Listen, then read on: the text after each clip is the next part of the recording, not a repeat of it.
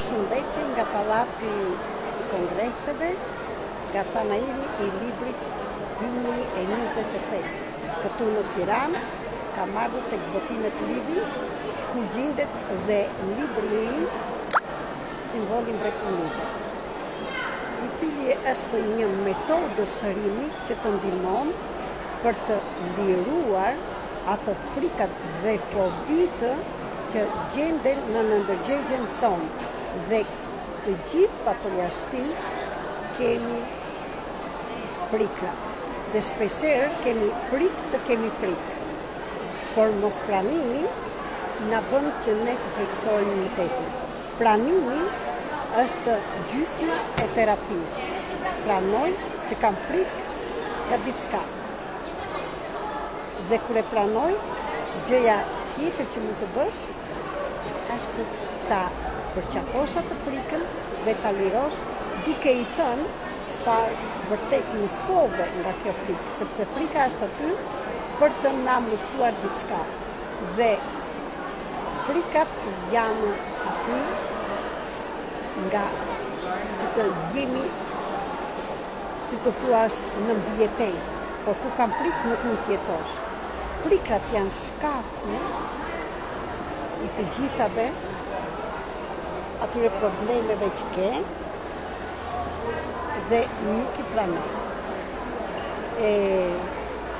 Mund ta kërkosh këtë libër kudo këtu në Shqipëri, në Tiranë, me emrin e tij Simboli mrekullive. Do t'ja u tregoj.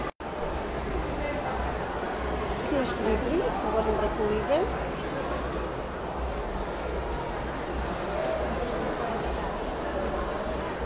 Siç e shikoni, teta, që është infiniti, tregon dhe personin që është brenda, njeriu, që hyn dritë nga lart dhe anash nga do që të lirohet frika. Ky simboli mrekullive është metodë shërimi e cila do të ndihmojë vërtet duke e përdorur një madër, ka 53 madra, duke e përdorur këtë madër për 21 ditë. E kam thënë dhe në video të tjera, nëse të intereson, mund të më thuash. Ja, për të gjithë ju që e shikoni këtë video, të shikoj në të gjendje që keni tani, çfarë frike është e fshehur në ndërgjegjen tuaj. Dhe po hap librin. Frika nga vdekja e personave më të dashur. Është një frikë që vërtet e kemi 99%, nëse themi 100% të gjithë njerëzve. Prandaj, nëse vërtet do të bësh një ndryshim, ky është libri i përshtatshëm për ty. Fillo të punosh. Për më tepër më shkruaj në 0032 699 321 2637.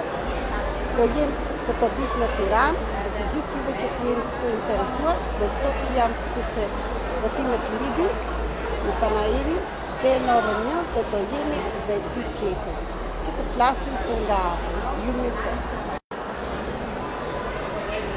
Në botimet Livi është një nga shpirtbotueset më të bukura, më serioze për mua, ka libra të ndryshme.